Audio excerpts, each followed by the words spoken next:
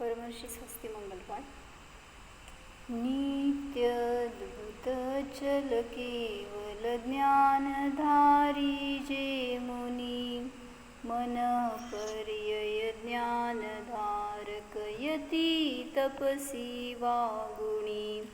दिव्यवदी ज्ञानधारक श्री ऋषीश्वर को नमो, कल्याणकारी लोक में कर पूजव सुविधि को वमु। कोष्ठस्थ धान्योपम कही अरु एक बीज कही प्रभो, संभिन्न संश्रोतृपदानुसारी बुद्धिरुद्धि कही विभो। ये चार रुद्धि धरयतीश्वर जगत जन मंगल करे, अज्ञान तिमिर विनाश कर कैवल्य मेला कर धरे। दिव्यमति के बल ग्रहण करते स्पर्शन घ्राण को, श्रवण आस्वादन करे अवलोकते कर त्राण को। पंच इंद्री की विजय धारण करे जो ऋषिवरा, स्वपर का कल्याण कर पाई शिवालय ते त्वरा। प्रज्ञा प्रधाना श्रमण अरु प्रत्येक बुद्धि जो कही, अभिन्न दश पूर्वी चतुर्दश पूर्व प्रकृष्टवादी सही। अष्टांग महानिमित्त विज्ञा जगत का मंगल करे, उनके चरण में अहर्निश यह दास अपना शिर धरे। जंघावली अरु श्रेणी तंतु फलांबु बीजांकुर प्रसून, रुद्धिचारण धार के मुनि करत आकाशी गमन। स्वच्छंद करत विहार नभ में भव्य जन के पीरहर, कल्याण मेरा भी करे मैं शरण आया हूँ प्रभुवर।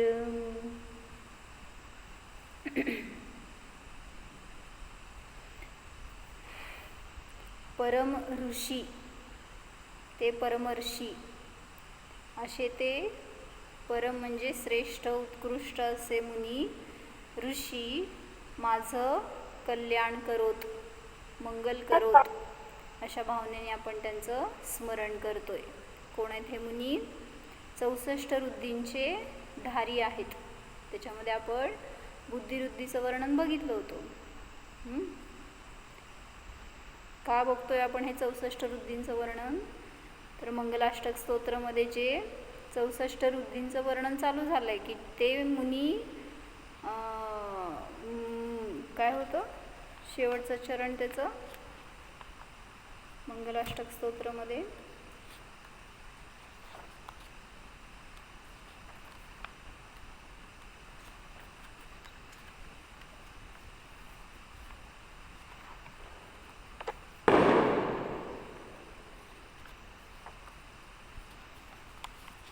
कुर्वन्तु मे मंगलम हे बघत होतो ना, इथं 5वं श्लोक होतं।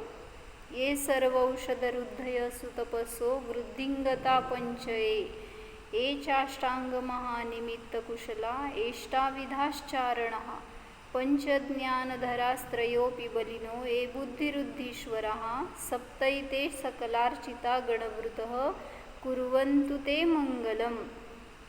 तर याच्यामध्ये जे शेवटी सप्त घेतलंय ना, तर त्याचा खुलासा आज झाला होता। आपण जे रुद्धीचे मूळ भेद 8 म्हणत होतो ना, तर ते कुठं कुठं कोणी वर्णन करताना 7 पण म्हणले। कसं? तर जी आपली आता चालू असलेली क्रिया रुद्धी आहे ना, तर क्रिया आणि विक्रिया ह्या दोन्हीला एकातच अंतर्भूत केलंय कोण्या आचार्यांच्या मते।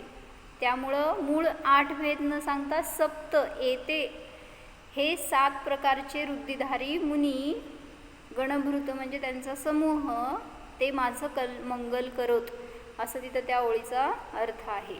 म्हणजे कोणी वृद्धीचे मूळभेद 7 मानलेत, कोणी 8 मानलेत. 8 मानताना ही विक्रियावृद्धी क्रियावृद्धीपासून वेगळी करून दाखवली आहे. आणि जेव्हा 7 म्हणले त्यावेळेस ते दोन्ही एकातच अंतर्भूत करून दाखवलेले आहे. तर आता ह्याच्यामध्ये आपण काय बघत होतो, बुद्धिवृद्धीचे सगळे 18 भेद काय आहेत हे समजलं. ते समजून काय फायदा, ज्यांनी ज्ञानाला स्थिर केलंय, ज्ञानाची निर्मळता ज्यांची वाढत गेली आहे, त्यांना अशा सगळ्या वृद्धी सहजतेने प्रगट होतात. ते त्या वृद्धींसाठी म्हणून पुरुषार्थ करत नाहीत. त्यांनी वृद्धीश्वर अशा आत्म्याला जाणलंय की पर्यायामध्ये अशा त्या वृद्धी, त्या विशेषता बाहेर येत गेल्यात. पण ज्यांनी साधनेचा उद्देशच असा ठेवला असेल की मला असं काहीतरी प्राप्त व्हावं, तर त्यांना अशा वृद्धी प्राप्त होत नाहीत. मग हे जे बघत होतो आपण काय आहे, दुसरी क्रियावृद्धी बघतोय. पहिली बुद्धिवृद्धी, आता दुसरी क्रियावृद्धी. तर त्या क्रियावृद्धीचे आपण काल बघितले ते 2 मूळ भेद काय केले होते, एक चारण वृद्धी आणि दुसरी आकाशगामिनी वृद्धी. आता त्या चारण वृद्धीचे परत भेद करून सांगतायत की चारण वृद्धी 8 प्रकारची आहे आणि आकाशगामिनी वृद्धी एकाच प्रकारची आहे. तर ते 8 प्रकार कुठले ते सांगायला लागले त्याच्यामध्ये.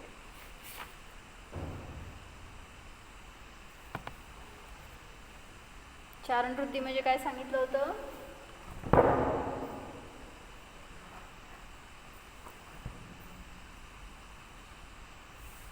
क्रियावृद्धीचे 2 भेद सांगितले होते.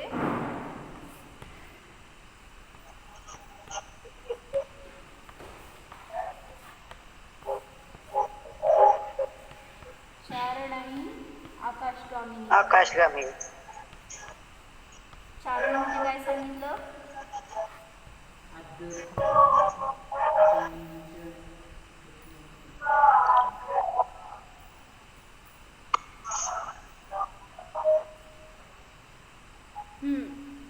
चारण म्हणजे काय सांगितलं होतं, चरण, चारित्र, संयम किंवा पापक्रिया निरोध यामध्ये जे निपुण असतात, कुशल असतात ते चारण. चारणचा अर्थ शब्दशः हा केला की जे चरण म्हणा, चारित्र म्हणा, संयम म्हणा किंवा पापक्रियेचा निरोध ह्याच्यामध्ये जे कुशल असतात ते चारण. आणि अशा त्या वृद्धीचे धारक मुनी म्हणजे चारण वृद्धिधारी.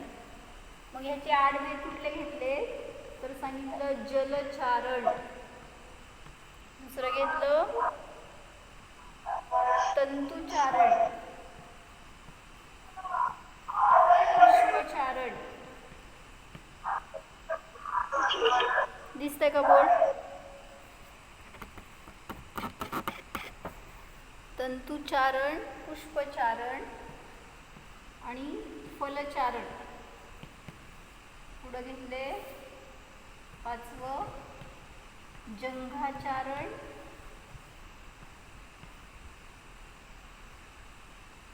श्रेणीचारण, इथं हे बीज राहिलं की बीजचारण,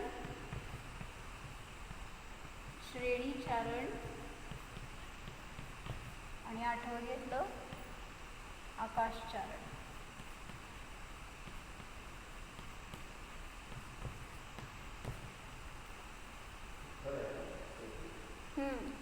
फल आणि फुल असं 2 घेतले.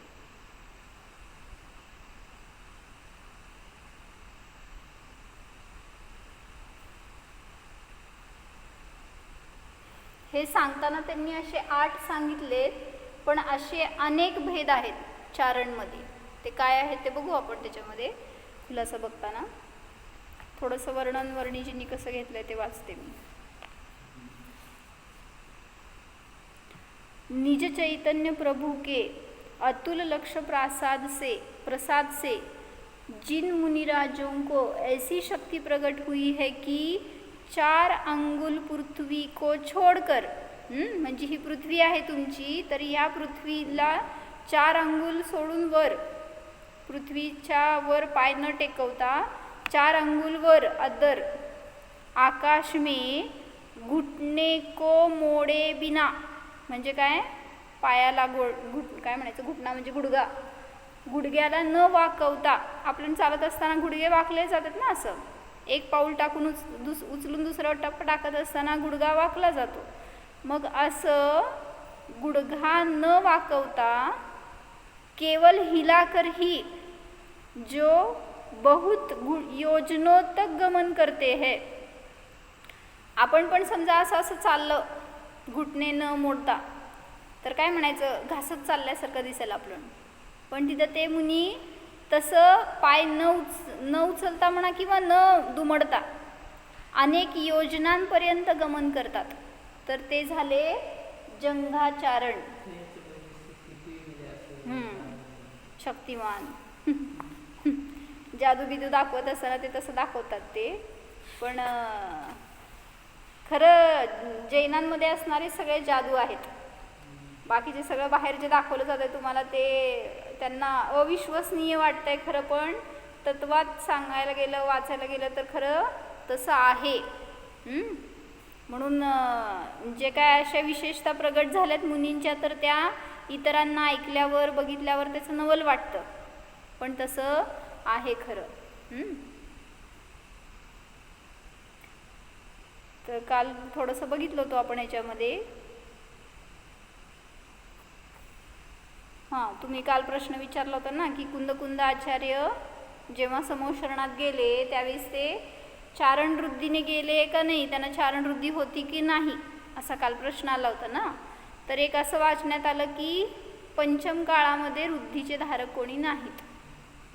त्यामुळं ते गेले तर आकाश मार्गाने, पण त्यांना वृद्धी होती की नाही ह्याचं ज्ञान नाही.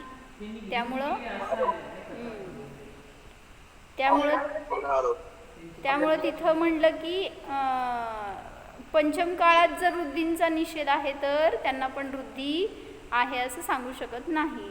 फक्त ते आकाश मार्गाने गेले एवढंच आपल्याला वाचण्यामध्ये येतं. तशा मार्गाने समोशरणामध्ये गेले होते. आणि काल काय काय बघितलं होतं आपण की आकाशातून कोण कोण गमन करतं.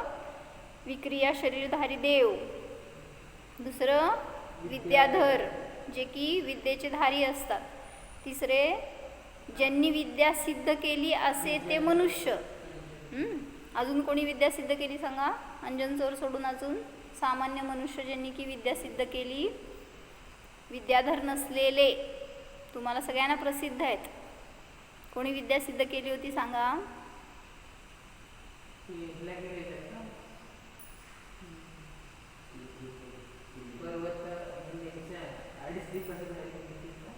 कोण अडीच दिवसाच्या बाहेर जात? मनुष्य बाहेर जात नाही. नाही, मी म्हणायला लागले अशी विद्या कोण सिद्ध केली, तो मनुष्य कोण, ते मनुष्य कोण होते? सामान्य मनुष्य, विद्यांचे धारी नसलेले, त्यांनी विद्या सिद्ध केली. झालं की अजून दुसरे सांगा की उदाहरण. कोण आहे तो सांगा.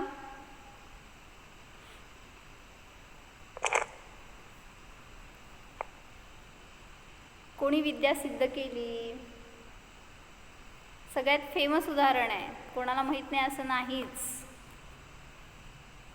आठवून सांगा. तर असे ते सामान्य मनुष्य ज्यांनी की विद्या सिद्ध केली त्यांना सुद्धा आकाशातून गमन करण्याची विद्या असू शकते. आणि विहायोगती नामकर्माच्या उदयाचं निमित्त असताना पक्षी आदी सुद्धा आकाशातून गमन करताना दिसतात. पण या सगळ्यांच्या त्या गमनाला वृद्धी म्हणलं नाही, कारण वृद्धीच्या मध्ये ज्ञानाची, परिणामांची विशुद्धी कारण आहे. बाहेरचे कुठले कर्म वगैरे तिथं कारण नाहीत, कुठली अशी विद्या वगैरे कारण नाही आहे. तर ती वृद्धी त्यांच्या ज्ञानाच्या बळाने त्यांना प्राप्त झाली आहे, त्यांच्या विशुद्धीने, साधनेने त्यांना प्राप्त झालेली आहे. तर हे वाचत होते ना मी.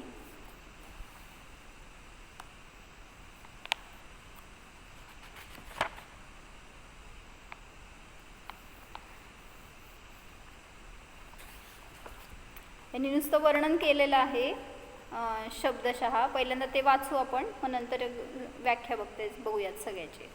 पहिले सांगितली ती जंगाचारण म्हणजे काय.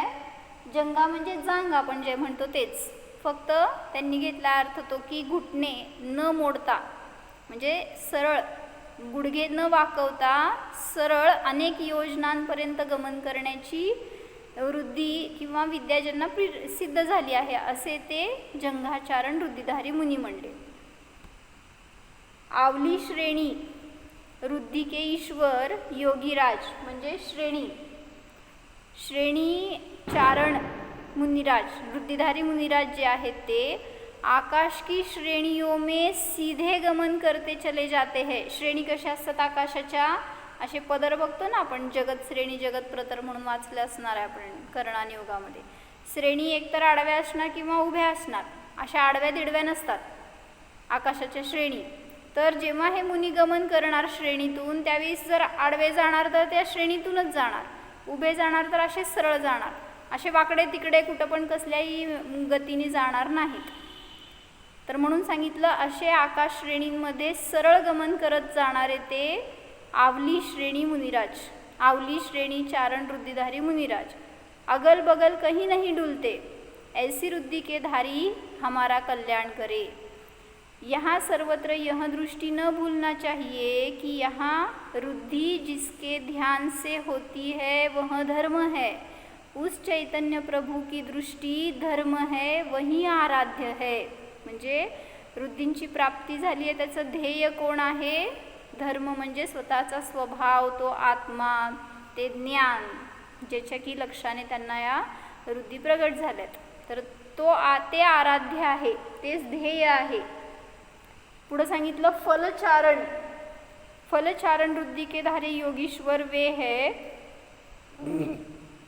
जो छोटे छोटे फलों के ऊपर गमन करते चले जाते हैं परंतु फलों को व अन्य जंतुओं को किंचित भी बाधा नहीं होती है. फळावरून कसं जातील सांगा? मुनी फळावरून कशी जातात? अशी फळं मांडून ठेवायची का खाली त्यांच्या? कशी जातात फळावरून? आकाशातून सरळ किंवा आडव्या रेषेचं ते गमन करतात. आकाशगामी आहेत ना, जीव तर असतातच ना, मादरच आहेत की. फक्त फळावरून जाताना फलचारण, पुष्पावरून जाताना पुष्पचारण अशी नाव आहे. तो फक्त आता श्रेणीचारण म्हणताना आता इथं फळ ह्याच्यावरून गेल्यावर वरून गेले नाहीत का? असंच त्यांनी अजून घेतलेत खुलासा त्याच्यामध्ये. बघा की असं विशेषता वाटते अजून ऐकल्यावर. मग आकाशामध्ये जे जीव असतात त्यांना काय होत नाही? काही नाही की त्यांच्या शरीराच्या निमित्तात कुठल्याही जीवांचा घात किंवा पीडा त्यांना होत नाही, अशीच तर वृद्धी प्रगट झाली आहे. काल आपण घेतलं होतं ना, सूक्ष्म जीवांना सुद्धा त्यांच्या निमित्तामध्ये बाधा होत, कोणाच्याच निमित्तात होत नसती सूक्ष्म जीवांना बाधा खरं, पण तरी सुद्धा सांगितलं की त्यांना डिस्टर्ब सुद्धा होत नाही असं म्हणायचं. त्यांनी एक उदाहरण सांगितलंय पुढं, जंघाचारणमध्ये चिखल किंवा राख किंवा शेण असं काहीतरी असेल समजा रस्त्यावर, तर ते सुद्धा त्यांनी खुलासा करून सांगितलंय. जर हे मुनी त्यावरून चाललेत, आदर चालल्यावर तर काही प्रश्नच नाही आहे की त्यात काही जीव असतील मेले वगैरे असं होणारच नाही. पण जर चिखलातून गेले, त्या किंवा आता गोबरमधून जात नसतात खरं तर, पण गेले समजा, तरी सुद्धा त्यांचं पाय, आपण जर गेलो चिखलातनं तर काय होतं, सगळं पायाला माखतं ना चिखल आपल्या, आणि त्याचं आकार डिस्टर्ब होऊन जात आहे. ते चिखलाचं म्हणा, शेणाचं म्हणा, काय असेल ते राख वगैरे असेल त्याचं. पण हे मुनी जर त्या चिखलातून सुद्धा गमन करतील तर त्याचं आकार शेप काय असेल तसंच राहतं, आणि इवन त्यांचे पायसुद्धा त्याच्यानी माखत नाहीत. असे पाय उमटले गेले असं आपल्याला आपलं दिसतं, पण असं या मुनींचं होत नाही. याला सुद्धा त्यांनी जंघाचारण वृद्धीमध्ये घातलंय. त्याचं वर्णन अजून चांगलं घेतलंय विशेष. एकदा सामान्य हे वर्णींनी काय घेतलेलं आहे तेवढं वाचून पूर्ण करते. मग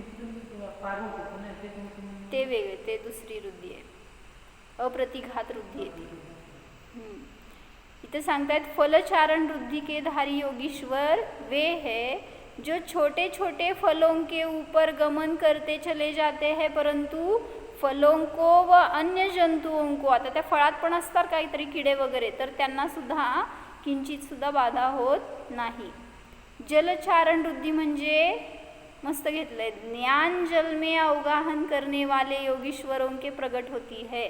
ज्ञान जलामध्ये जे प्रवेश केले त्यांना जलचारण वृद्धि प्रगट होते. जिससे समुद्र पर भी बहुत बीचों तक बिना खेद के थल की भांति चले जाते हैं. असं दाखवतात ना कुठंतरी व्हिडिओ वगैरे येतात व्हायरल झालेले की पाण्यावरनं कोणतरी मनुष्य चालत गेला म्हणून. असं होत नसतं ॲक्च्युली. हे इथं जादू म्हणून वाटेल कोणाला तर, पण अशी जादू जैन आगमामध्येच किंवा जैन साधूंच्या ठिकाणीच दिसून येते की जमिनीवरनं जसं चालतो तसं त्या पाण्यावरनं चालत जातात. नाही हे सांगते हो, जलमध्ये आपला पाय रुतणार ना, खाली जाणार. असं खूप खोल जल आहे तरी तुला, म्हणूनच त्यांनी घेतलं की नदीच्या मध्यभागापर्यंत जातील तरी सुद्धा थलके समान, जमिनी समान त्या पाण्यावरून ते चालू शकतील, अशी त्यांची ती वृद्धी आहे.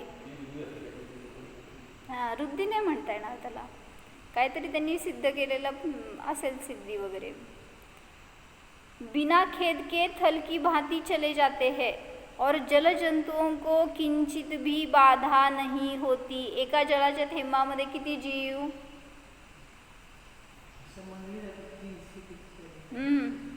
एका जलाच्या थेंबात किती जीव? अगाळीत पाण्याचा थेंब आहे तर असंख्यात जीव असतात एका जलाच्या थेंबामध्ये. तर त्या अगाळीत थेंबाला स्पर्श सुद्धा करणार नाहीत जे कोणी प्रतिमाधारी श्रावकाला चालत नाही. तर मुनी तर नाहीच नाही, महाव्रती आहेत ते. तर त्यामुळे तिथं सांगितलं की त्या जलजंतूंना एक थेंब जरी आपल्याकडून अगाळीत पडला काका तरी सुद्धा सांगितलं इतक्या जीवांची विरात नाही आपल्याकडून. म्हणून तर किती सावधानता पाहिजे. तुम्ही पण आता काय जरी प्रतिमाधारी नसला, महाव्रती नसला तरी सुद्धा जीवांची रक्षा करणं प्रत्येक जैनाचं आद्य लक्षण सांगितलं आहे, अहिंसा. मग जे काय आपण वापरतो, पाणी वापरणार किंवा कुठं नळ असेल, तुम्ही गाडी धुता किंवा काय सडा मारता, कसल्या पाण्याने मारता हो? अगाळीत मारतो. मग अगाळीत पाण्याने जीव मरणार की नाही मरणार? मग कळून सुद्धा का नाही करायचं आपण? अज्ञानी जीव करतात की बाहेर तसं, पण आपल्याला ज्ञान असताना का तसं करायचं? मग म्हणजे प्रमाद असतो आपल्यामध्ये. पाणी भरून ठेवायचं आणि ते भरून ठेवलेलंच पाणी वापरायचं. मग किती वेळ पण वापरलं तरी सुद्धा चालतंय, कोण गाळत बसायचं परत परत? म्हणजे हा प्रमाद आपल्याला महाग पडतो, पण कळत नाही आपल्याला ते करत असताना. कारण ते जीव असे वैरी होऊन शरीरात येणार की काय न काय व्याधी होणार, कधी उदय देणार ते त्यांच्या रूपाने. कारण त्यांचा घात तुमच्याकडून झालाय तर नियमाने ते शत्रू बनतात आणि कुठल्याही रीतीने ते शत्रुत्व फेडायला भेटणारच. म्हणून जेवढं शक्य आहे तेवढं, म्हणून एक प्रिन्सिपल आहे माझं, जेवढ्या ठिकाणचं तुम्ही पाणी वापरताना तेवढ्या ठिकाणी त्या पाण्याची म्हणजे त्या पिशवीची जीवाणी होती का हे बघायचं आपलं कर्तव्य. आपल्याला वाटतं की आहेत घरात तिथले आजी तर कुठं वापरतो तिथले करत असतील. इथं बाहेर तुम्ही पाय धुता, इथली जीवाणी कोण करतं? मग कुठली? इथं मंदिरातली बाहेरची पाणी जे वापरतात ना, कोणाला लक्ष आहे? असं ते 10 वाजता ऊन पडलं की पूर्ण वाळून जाते खडखडीत पिशवी. मग नंतर वाळल्यावर कोण काय जीवाणी करून तर उपयोग आहे? त्यातले जीव असे बांधून ठेवून मेले त्यात, मग किती दोष लागणार त्याचा? कुठं कुठं वापरतो त्यांना सगळ्या ठिकाणचं तुम्ही वापरताय तर तुमची जबाबदारी आहे की तिथल्या जीवांची रक्षा झाली की नाही. आणि जर होत नाही तर अशा ठिकाणी पाणी वापरू नका, आपलं पाणी घेऊन जावा. मग वापरतो का आपण वापरतो का? मग कोण दोषी?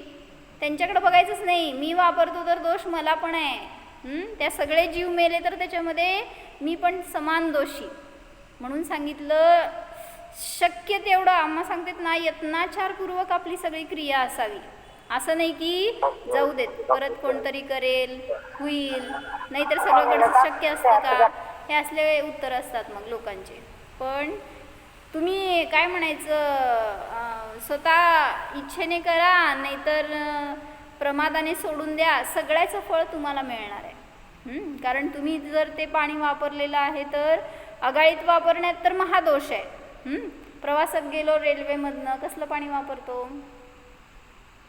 शक्य नाही का आपल्याला तिथं गाळून घेणं वगैरे? आता कोणतरी असे प्रतिमाधारी प्रवास करायला ह्याच्यामध्ये रेल्वेतून किंवा कुठं बसमधून अनेक दूरची यात्रा असेल वगैरे, तर ते काय आगळीत वापरणार का? त्यांना आजीवन त्याग असतो अगाळीत पाण्याचा. मग त्यांना त्याग असतो म्हणून त्यांनी पालन करायचं, आपल्याला नाही म्हणून चालतंय असं आहे का? आपले नियम, बंधन, संयम सगळे आपण आपल्याला लावायचे असतात. ते कसं वापरलं जाणार, कशा रीतीने त्याची जीवाणी होणार, हे सगळ्याचं कार्य तुमचं. जे आमच्या घरी ते बोर आहे, बोरच्या जवळ एक बादली भरून ठेवलेली असते. बाहेरून कोण आलं तर पाय धुवून वर यायचं म्हणून घरात प्रवेश करताना.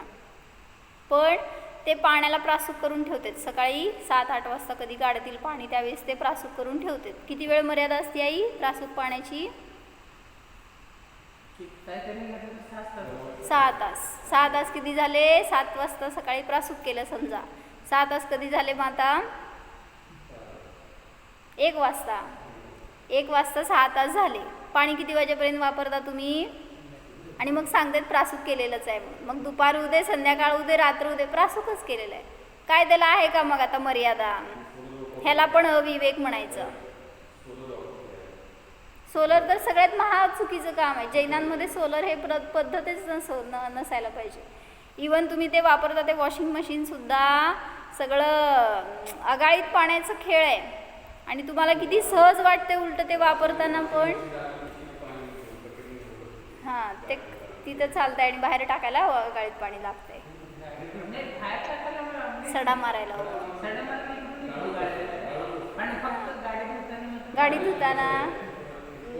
गाडी धुताना फोर्स म्हणजे मेले का नाही जीव त्याच्यामध्ये? नको आपल्याला, जाऊ द्या. स्वच्छ नसली तर चालत नाही का गाडी? पाय पुसून घ्या हाताने वगैरे. काय शक्य असेल तेवढं. जीवांची विराधना म्हणजे खेळ नाही. ते जीव मरतायत, आपलं जीवन घालतायत आणि तुम्हाला स्वच्छतेचं पडलंय का मग? असं होतंय अर्थ.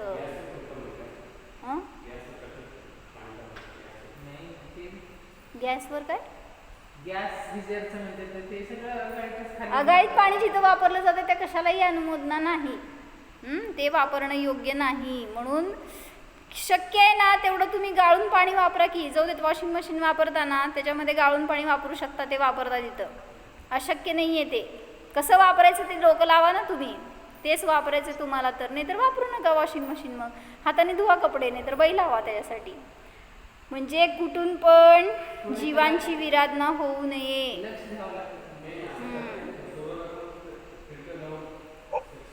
फिल्टर लावल्यावर ते गाळणं झालं का? त्या गाळण्याची जीवाणी होणार का? सगळे प्रश्न आले परत. करा काय पण करा, पण आम्हाला जीवाणी करून दाखवायची त्याची. तर होत नसतं. मग पूर्वीचे लोक वापरत होते का सोलर, तसलं गिझर?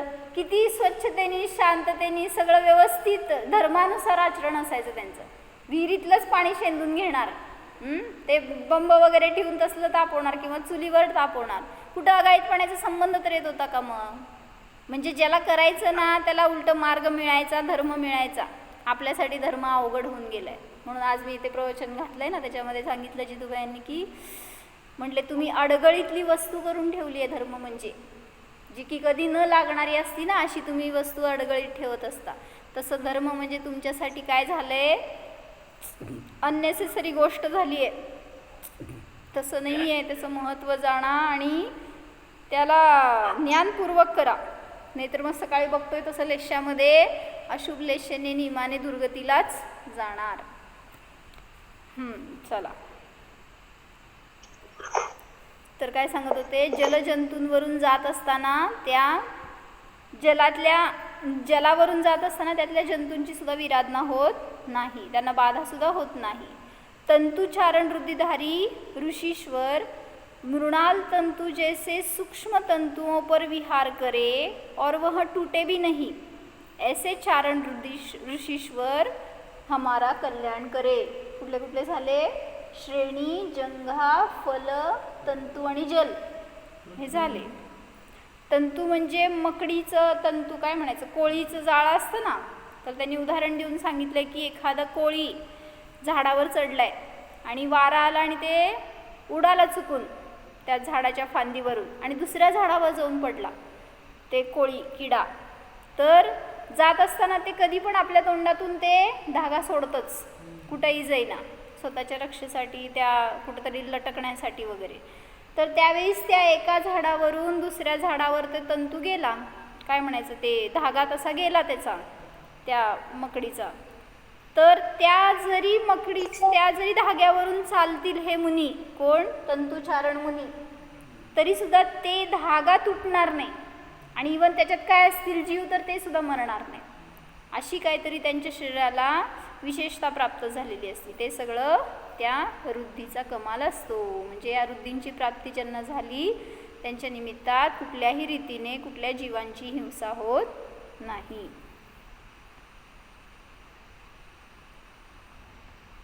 अजून राहिलेले आहेत ते बघू. काय सांगितलं? प्रसून चारण आहे ना आपल्या ह्याच्यामध्ये स्वस्तिमंगल पाठमध्ये आले, परमर्षी स्वस्तीमध्ये आलेलं. प्रसून म्हणजे पुष्प, पुष्पचारण रुद्धिधारी मुनी. प्रसून चारण रुद्धि म्हणजे निज चैतन्य भाव के दृढ़ लक्ष्य बल से उत्पन्न हुए मुनीश्वरों के परिणामों से ऐसी शक्ति प्रकट होती है कि वे योगीश्वर जिन्हें प्रसून चारण रुद्धि प्रकट हो गई है वे फूलों पर भी विहार करते जाए तो भी फूलों को व फूलों पर रहने वाले किसी जंतु को बाधा नहीं होती. फुलामध्ये किती जंतू असतात तो, पण तरी सुद्धा त्या कुठल्याही जंतूंना त्यांच्या निमित्तात बाधा होत नाही. ऐसे प्रसून चारण रुद्धि के ईश्वर परम ऋषि हमारा कल्याण करे. बीज चारणेश्वर, बीजों पर विहार करते चले जाए तो भी बीजों को या अन्य जंतुओं को लेश भी बाधा नहीं होती. ऐसे बीज चारण रुद्धि वाले परम ऋषि हमारा कल्याण करे. अर्थात वे गुण हमारे सदा ध्यान में बने रहे. अंकुर चारण रुद्धि वाले योगीश्वर अंकुरों पर भी विहार करते जावे तो अंकुरों को जरा भी बाधा नहीं होती. ऐसे परम ऋषि हमारा कल्याण करे. अनेक प्रकारचे चारण आहेत त्याच्यामध्ये. हे 8च नाही तर कुठं कुठं कसं वर्णन केले. आता याच्यात अग्नी नाही आहे शब्द, पण अग्नीवर चालणारे ते शिखाचारण म्हणले गेले. जसं की आत्ता म्हटले अंकुरचारण, ते पण ह्याच्यामध्ये नाही आहे, पण असे ते अनेक घेतलेत अशा प्रकारचे. नभश्चारण म्हणजे हे आकाशचारण. रुद्धि वाले ऋषिश्वर आकाश में पद्मासन अथवा खड़गासन या किसी भी प्रकार अवस्थित होते हुए भी आकाश मार्ग से चले जाते हैं. ऐसे परम ऋषि हमारा कल्याण करे. म्हणजे असे बसले ध्यानाला तर अशा सुद्धा आसनातनं ते विहार करतील. ये रुद्धियाँ आत्मभावना के दृढ़ प्रयत्न बिना प्रकट नहीं होती. इन बलों से यह मन में पूर्ण श्रद्धा होती है कि अहो इन योगीश्वरों ने बहुत ही निश्चल आत्मोपयोग बनाया. ये साधु संत हमारा कल्याण करे. मग अशी रुद्धी कोणाला प्राप्त होती आहे की जे विशुद्ध परिणामी आहेत, स्थिर स्वभावामध्ये राहत आहेत आणि निर्मळ ज्ञानोपयोगाने सतत आपल्या अभीक्ष्ण ज्ञानोपयोगामध्ये आहेत. अशा त्या काय म्हणायचं, परम ऋषींनाच अशी काही रुद्धी प्राप्त होते. आणि मग ते कुठल्याही जरी मार्गाने गमन करतील तरी सुद्धा तिथं कोणाला कसल्या रीतीने बाधा होत नाही. तर कालची गोष्ट काय बघत होतो आपण, आकाशातून गमन करणारे जे देव असतात ते सुद्धा असं अनेक ठिकाणी जातात आणि उपदेशादी वगैरेंच्यासाठी निमित्तामध्ये किंवा दर्शनासाठी असं त्यांचा भाव असतो, जे की गमन करतात आकाश मार्गातून. तर असंच कोणतरी देव संबोधनासाठी गेले होते, त्यांची आपण कथा बघत होतो काल. श्रीकंठ मुनिराजांची गोष्ट होती. तर त्यात आधीचं सगळं सांगून झालं. एकदा ग्रॉस सांगते की शांतीलाल सेठ असं नाव होतं त्यांचं. कोण? जे की श्रीकंठ राजाचा पूर्वभाऊ आहे. आणि त्यांचे मोठे भाऊ होते ते ज्ञानी होते आणि ते सतत त्यांना संबोधन करायचे, सम्यक दर्शनासाठी प्रेरणा द्यायचे. आणि ते त्यांचं असंच चर्चामय जीवन गेल्यावर शांतीलाल सेठ मरून श्रीकंठ राजाचा जीव झाला. आणि इथं त्याला त्या पूर्वभावाच्या संस्काराच्या निमित्तात आता सम्यक दर्शनाची प्राप्ती झाली. आणि त्या सम्यक्त्वाचा प्रभाव की ते पहिल्यापासून विरक्त होते. जरी राज्य करायचे तरी सुद्धा त्याच्यापासून स्वतःला भिन्न जाणायचे. आणि त्यांना जे 2 मुलं झाली त्यांच्यावर सुद्धा त्यांनी हेच संस्कार केले की तुम्ही कुठल्या मोहामध्ये अडकू नका, संसारामध्ये फसू नका. आणि त्याचा प्रभाव की ती मुलं जेव्हा दर्शनाला त्या वनामध्ये गुरूंच्या संयोगात आली तर त्यावेळेस तिथं त्यांना वैराग्य झालं आणि त्यांनी दीक्षा घेण्यासाठी प्रेरित झाले. तर त्यांची चर्चा आपण काल इथंपर्यंत बघितलं होतं.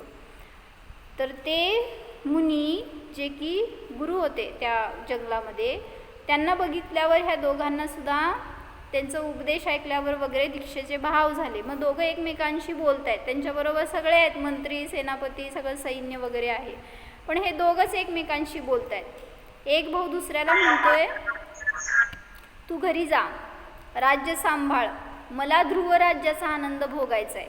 दुसरा म्हणतो, मी नाही, तू पित्याला सांभाळ, मी तर यांनाच धर्मपिता मानले. कोणाला? मुनींना.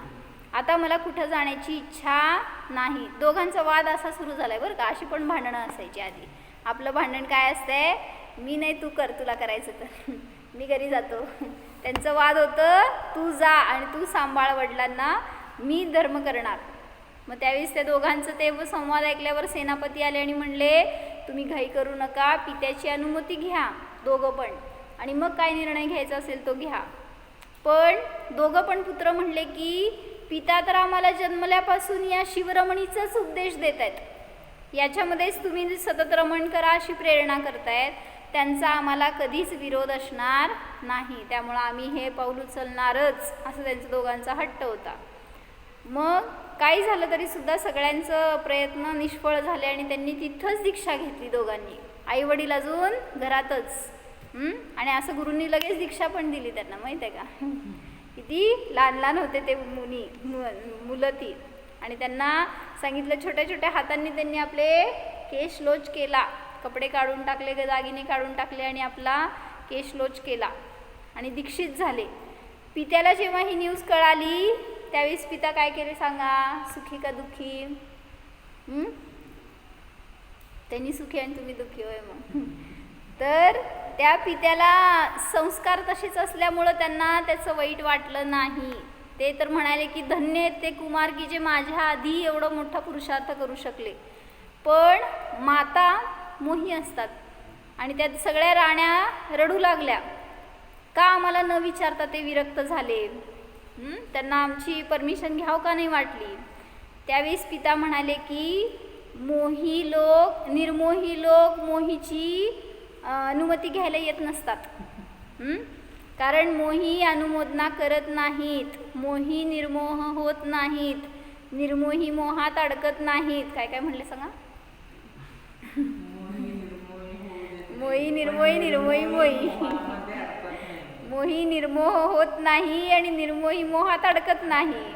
मग पिता तर बसल्या ठिकाणाहून वारंवार अनुमोदना करू लागले त्या मुलांची, धन्यतेचा अनुभव करू लागले की मी त्यांचा पिता आहे, हे माझं भाग्य आहे, किंवा त्यांना इतके चांगले परिणाम झाले, हे खूप चांगली गोष्ट आहे, असं ते अनुमोदना करू लागले बसल्या ठिकाणाहून.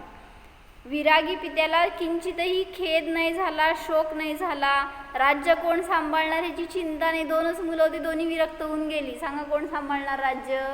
आपल्याला वाटतंय आम्हाला एकच मुलगी आहे, लग्न होऊन गेली तर कोण सांभाळणार आमचं घर, आमचं कोण म्हातारपण काढणार. सगळ्यांना मोहीला आपल्या मोहाची चिंता असते. तर तिथं त्यांना जरासुद्धा खेद नाही वाटला की दोघं मुलं धर्म करणार तर कोण आपलं सांभाळ करणार, असा विचार आला नाही. आणि मग राजा आपण सगळं शरीराकडून बघतोय ना, त्यांनी बघितलं की धर्म हे महत्त्वाचं आहे आणि त्यांनी त्याला स्वीकारलंय ना, त्यांचं ह्याच्यात कल्याण होणार तर आपलं का बरं कल्याण होणार. ज्यांनी धर्मासाठी जीवन घातलं ते जर समजा काय म्हणायचं त्यांच्या मागं घरातल्यांचं जर वाईट झालं तर लोक काय म्हणतील, धर्म करतात तर असं अज्ञानाने करायचं का, धर्माने यांचं वाईट झालं, वाईट होतंयच. हां तेच की, म्हणून तुम्हाला वाटते की म्हणून हे चुकीची मान्यता आहे आपली. असं काही नाही की कोणी असेल तर आपला सांभाळ करणार आहे आणि नसेल तर होणार नाही, असं नाही. न मुलं असणारे पण जगतायत ना आता, मग तुमच्या पुण्य पापानुसार तुम्हाला मिळणार आहे शेवट, कोणी असो अथवा नसो. परवा पण कोणाची गोष्ट अशी झाली आपली की जे दीक्षा घेऊन गेले आणि श्वेतवाहन मुनींनी दीक्षा घेतली आणि त्यांचा मुलगा अजून नाबालिक होता तर त्याच्यावर राज्य तिलक केलं ना, मध्ये सांगितली होती की गोष्ट ती मी. आणि मग ते मुनी ध्यानाला उभारले होते तर त्यावेळेस तिथं ते जाणारे समोरून सैनिक होते, ते बडबड करत होते एकमेकांमध्ये. एक म्हणत होता किती ते धन्य आहेत मुनी, बघ किती पुण्यवान आहेत, एवढी चांगली साधना करतायत. तर ते दुसरा सैनिक म्हणला की कसले पुण्य, म्हणले महापापी आहेत. लहान मुलगा आहे, त्याची चिंता नाही आहे, त्या मंत्र्यांच्या हातात दिलंय, त्या मंत्र्यांनी त्याला किती त्रास दिला, सगळा अत्याचार चालवलाय, असं वगैरे हे एकमेकांमध्ये बोलत असताना यांच्या कानावर पडलं. म्हणजे काय झालं सांगा, लोकांकडून धर्मावर आळ आला. असा धर्म करायचा असतो का? काय आपल्या मुलाची, आपल्या परिवाराची चिंता सोडून असं त्यांना दुःखात टाकून तुम्ही धर्म करणं योग्य आहे का? असं मागून बोलत असताना आता यांना दीक्षाच्छेदाचे भाव नाही झाले, पण विचलितता आली ना परिणामामध्ये, की त्यांचं कसं होणार. आणि मग एवढा विचारांनी ते आपल्या ध्यानामध्ये राहू शकले नाही, त्यांना क्लेश होऊ लागले अंतरंगामध्ये. आणि मग ते श्रेणिकांना जेव्हा समोशरणात हे कळलं, त्यावेळेस ते समोर येऊन त्या मुनींच्या समोर हात जोडून विनंती करतात की तुम्ही तुमच्या साधनेमध्ये दृढ राहावा, त्याची जबाबदारी मी घेणार आहे, आजपासून तो माझा मुलगा आहे, त्याचं सगळं राज्य त्याच्या हातात येईपर्यंत त्याचं संगोपन करणं माझ्या अगोदर आहे. त्यामुळं तुम्ही त्याची चिंता सोडा आणि आपल्या ज्ञान ध्यान साधनेमध्ये राहा, असं एवढं छान म्हणले. आणि सांगितलं ते आपल्या विशुद्धीकडे वळून ध्यानस्थच होते ते मुनी, फक्त असे विकल्प अंतरंगामध्ये चालू होते, त्यामुळे विचलित झाले होते. आणि जेव्हा श्रेणिकांनी स्थिरीकरण केलं, त्यावेळेस तिथं ते त्याच ध्यानातून स्थिर होऊन श्रेणी आरूढ होत मुक्तपण झाले. म्हणजे मला म्हणायचं तर धर्म करणाऱ्याचं कधीही मागं वाईट होत नाही. म्हणून आपण हा विचार नाही करायला पाहिजे की सगळ्यांनी धर्म करून चालत असतो हे घरामध्ये. जसं मी ब्रह्मचर्य घेतलं, माझ्यानंतर प्रज्ञा होती लहान मुलगी, लहान बहीण माझी, आम्हानी म्हणलं तिने घेतले तू पण घे, लगेच घरातले सगळेजण घ्यायचं असतं का? असं कुठं खीर आहे काय? म्हणजे केवलाला परवा केवला म्हणले आम्हा, म्हणलं घे ब्रह्मचर्य, म्हणजे मागचे सगळे काय म्हणणार, असं कुठं सगळेजण करत असतात होय. म्हणजे काय झालं आता, केलं नाही का मग श्रुतिका, प्रितेश, त्यांची आई वडील सगळ्यांनी धर्म केलं नाही का? वाईट झालं का त्यांचं काय? म्हणजे शेवटी आपण धर्माकडे पाहण्याची दृष्टीच चुकीची आहे आपली. आपण आपल्या भोगासाठी, आपल्या मोहासाठी धर्म करतोय, तर हे चुकीचं आहे. तर तिथं म्हटलं की त्या पित्यानी त्या मुलांची वारंवार अनुमोदना केली, स्वतः धन्यतेचा अनुभव केला. त्या विरागी पित्याला राज्य कोण सांभाळणार अशी चिंता झाली नाही. मग त्याच्यानंतर सगळ्या परिवारासकट तो दर्शनाला म्हणून मुनींकडे गेला. कुठं असे ते छोटे छोटे मुनी त्या जंगलामध्ये बसलेले असणार, नग्नवेशामध्ये, काय असेल काय ते दृश्य, ते विचार करून बघा ना. आणि हे सगळा परिवार असं समोर आलाय, कसं स्थिरता राहिली असणार त्या मुनींना. म्हणजे असं काय म्हणायचं, जातिवंत वैराग्य होतं की समोर जरी आई वडील येऊन उभारलेत पूर्वाश्रमीचे, तरी सुद्धा असं विचलितता नाही अंतरंगामध्ये, मोह नाही झाला की आई आहेत वडील आहेत, एक काय म्हणायचं प्रसन्नता त्यांना बघून वगैरे काही नाही, असे ते न्यूट्रल असायचे. म्हणजे कोणी जबरदस्ती करवला असेल ना धर्म, तर अशी विचलितता असते परिणामात. पण ते सगळे एकदम विरक्त होते. मग तिथं राजाने त्यांची भक्ती केली, त्यांचं गुणगान केलं, पूजन केलं, आणि मग परत सगळ्यांच्या बरोबर राज्यात परत आला. आता आपल्याला सोडून चाललेत म्हणल्यावर मुलगी माहेरी आलेली सासरी जाताना आईवडिलांना काय होतं, जाऊ दे आईवडील गेलेत त्या मुलीकडे राहायला, आणि परत येताना मुलीला काय भाव, चाललेत म्हणल्यावर जरासं दुःख. आपले लोक असतात ना माहेरचे, सासरचे परके असतात, मग आपल्यापासून दूर चाललेत म्हणल्यावर तिला जरासं नको नकोसं वाटतं. मग तसं इथं मुनींच्या समोर सगळे दर्शनाला आलेत आणि परत चाललेत घरी म्हणल्यावर मुनींचे भाव, असं विचारायचं मला बरं का. कधी जेव्हा असं आम्हांची दीक्षाचं प्रसंग ऐकले ना, मग त्यावेळेस इथं आम्हांनी पण सगळं विरोधातून दीक्षा घेतली होती. मग सगळे आले होते घरातले, सगळे फुल फॅमिलीमधले, मोठे भाऊ वगैरे पूर्वाश्रमीच्या आम्हांचे, आणि सगळे विरोधी होते. त्यांचं जास्त धाक होता घरामध्ये मोठे काकांचे, आणि ते सगळेजण आले होते, आणि आजोबा पण आले होते. आणि मग ते सगळे आल्यावर असं वाटलं की सगळ्यांना घेऊन जातील जबरदस्ती, त्यांना दीक्षित आहेत तरी सुद्धा तू दीक्षा सोड, असलं काय करायचं नाही म्हणून घेऊन जातील, इतका प्रसंग होता बिकट. आणि मग तिथं महाराजजींनी समजवलं किंवा त्यांना अनुमोदना करायला लावली, आणि मग सगळे निघून जाताना काय परिणाम झाले असतील सांगा आम्हांचे. म्हणजे आम्ही जाताना आम्हाला सारखं म्हणायचे, कशाला जाता, इथं राहावा, धर्म करा, असं आम्हाला म्हणायचे बरं का, आता शिकत असताना आम्ही. मग त्यावेळेस तिथे सगळे घरातले आलेत आणि सगळे एकदम निघून चाललेत म्हणल्यावर त्यांना पण असा भाव असणार ना, कोणीतरी धर्मात राहावं, करावं, इथं राहावं किंवा हेच चांगला मार्ग आहे असं थोडंसं वाटत असणार त्यांना. आपले म्हणून असं नाही, पण त्यांना पण हा मार्ग मिळावा ह्याच्यासाठी. हां, म्हणजे शेवटी काय म्हणायचं, वात्सल्य असतं एक ज्ञानीला, धार्मिकाला इतरांबद्दल, तशा प्रकारचं समजा. बरं ठीक आहे. तरी तिथं ते सगळे राजा आणि आपली प्रजा घेऊन आलेले दर्शनाला परत सगळे राज्यामध्ये परत गेले आणि आपलं धर्ममय जीवन सुरू झालं त्यांचं. आता आली स्टोरी श्रीकंठ राजावर. हे दोघं तर दीक्षितहून निघून गेले. मग जेव्हा हा श्रीकंठ राजा आपल्या राज्यामध्ये होता त्यावेळेस पूर्वभवातला तो ज्ञानी भाऊ मरून इंद्र झाला होता देवगतीमध्ये. पण इंद्र असला तरी सुद्धा तो सम्यक दृष्टी असल्यामुळं तिथल्या त्या पदामध्ये न रमता चैतन्य पदातच रमण करत होता. सर्वत्र चैत्यालयाची दर्शना करण्यासाठी तो यात्रेला निघाला होता तो इंद्र. तेव्हा अष्टानिका पर्व चालू होते. अष्टानिकेत नंदीश्वरात जाऊन दर्शन करावं, तिथं उत्सव करावा, पूजन करावं या भावनेने तो आपल्या विमानात बसून निघाला होता. आणि जात असताना त्याचं विमान श्रीकंठ राजाच्या राज्याच्या वर आलं. आणि जिथं सांगितलं की आपले कोणी स्नेही असतात, भावलिंगी मुनी असतात, तिथून वरून ते विमान गमन करत नाही, त्यांना अडथळा येतो. मग त्याचं विमान पण अडलं. मग त्यांनी विचार केला की इथं का बरं अडलं, इथं का, कोण आहे. मग त्याला जातीस्मरण, त्याला अवधिज्ञान होतंच देवाला. जाणलं तर तिथं श्रीकंठ राजा म्हणजे आपल्या पूर्वभवातला भाऊ आहे. मग त्या भावाला त्यांनी सांगितलं होतं ना मागच्या भावात, तू कुठंही असला तरी मला सतत संबोधन करत राहा जोपर्यंत मी माझ्यामध्ये स्थिर नाही होत. आणि मग तिथं येऊन तो भावाला संबोधन करतो आणि जागृत करतो. पूर्व सगळे वचन त्याला आठवले, म्हणजे आठवण करून देतो. मग याला जातीस्मरण झालं श्रीकंठ राजांना. आणि मग ते सगळं पूर्वीचे आपलं संवाद आठवला, सगळ्याचं स्मरण झालं, जे काय चर्चा वगैरे तत्व वार्ता करायचे दोघं जण. मग इंद्रपर्यायात तो आलेला भाऊच आहे हे त्यांनी जाणलं जातीस्मरणाने. आणि मग तो नंदीश्वर द्वीपाला निघाला म्हणल्यावर हा पण म्हणतो मी पण येतो. मग त्यावेळेस तिथे इंद्राने सांगितलं की तुला येणं शक्य नाही, कारण मनुष्याची शक्ती 2.5 द्वीपापर्यंत गमनाचीच आहे. नंदीश्वर द्वीप हे 8वं द्वीप आहे, त्यामुळं तू जाऊ शकत नाहीस. पण तरीसुद्धा हा विमान घेऊन निघाला. कोण? श्रीकंठ राजा आपलं. नाही नाही, तेच नाही. तर तिथं मानुषोत्तर पर्वतापर्यंत तो जाऊन अडला, तिथून पुढं त्याला जाता येईना.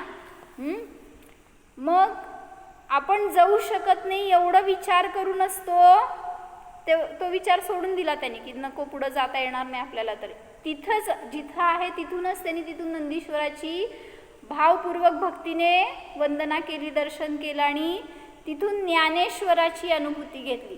नंदीश्वराची नाही तर हा नंद ईश्वर त्याची अनुभूती घेतली. विमान अडल्याने त्याला सगळं भाववासना झाली आणि तिथंच विरक्ती झाली की हे मनुष्य शरीर आपण किती शक्तिशाली म्हणत होतो, पण इथं त्याला पार करून गमनाची शक्ती नाही आहे. आपल्याला इच्छित स्थानी जाता येत नाही.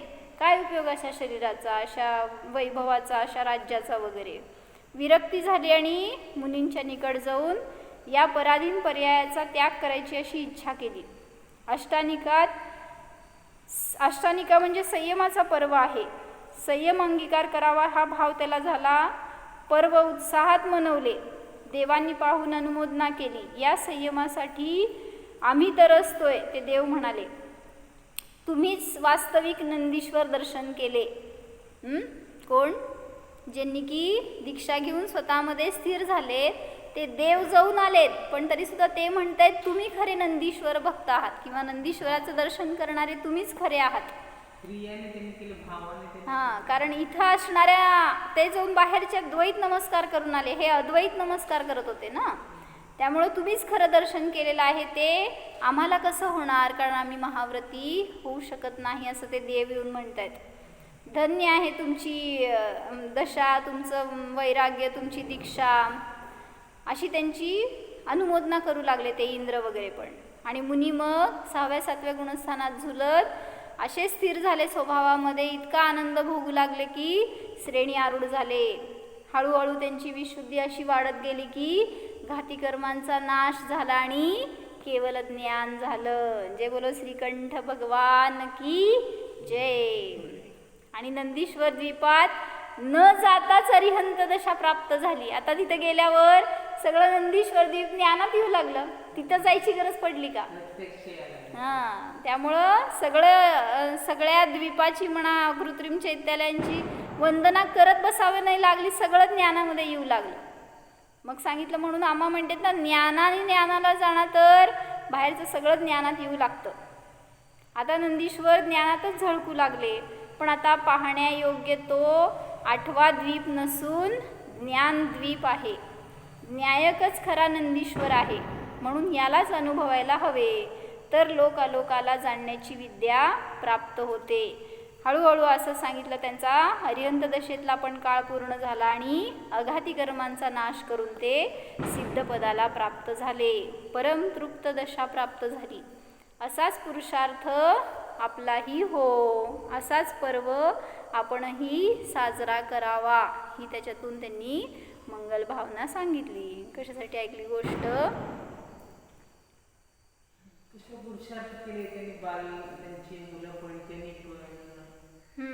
जे नाही, जे शक्य नाही त्यासाठी शोक करण्यापेक्षा जे आहे त्याची भावना करणं हा पुरुषार्थ आहे. काय म्हणले?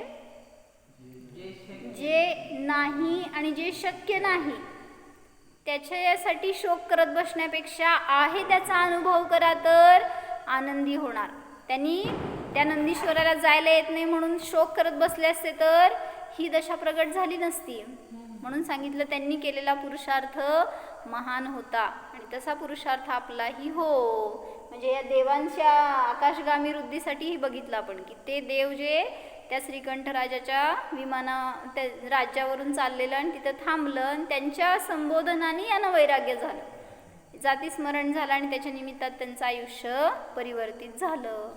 मग अशा प्रकारे कोणी आपल्या विद्येचा वापर स्वतःसाठी आणि इतरांसाठी धर्मप्रेरणा देण्यासाठी करत असेल तरी सुद्धा ते योग्य आहे. मग आपल्याला पण जे काय सगळं मार्गदर्शन मिळालं आचार्यांकडून, गुरूंकडून वगैरे, तर त्याचा योग्य वापर करून आपणही स्वभावाला जाणायला पाहिजे. हो, जाणा.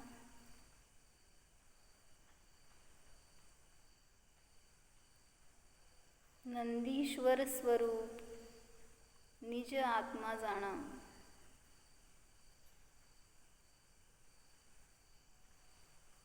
पहा, हा आत्माच सर्व वृद्धींचे स्थान आहे.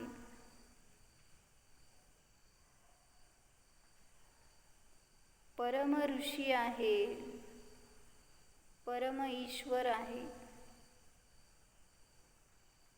सर्वश्रेष्ठ आहे, सर्वोत्तम आहे, निर्मोह आहे, वीतराग स्वभावी आहे.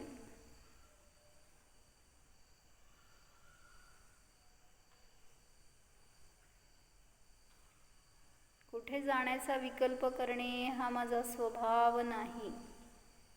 चालणारा मी नाही, जाणणारा आहे. आकाशातून गमन करणे हा माझा स्वभाव नाहीच. ते विकल्पही माझ्यामध्ये नाहीत. मी तर जाणणारा निर्विकल्प आहे.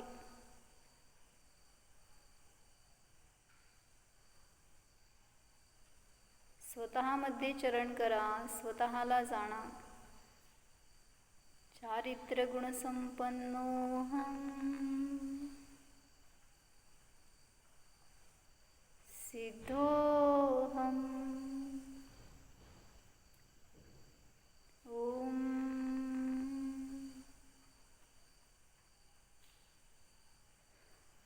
विसर्जन.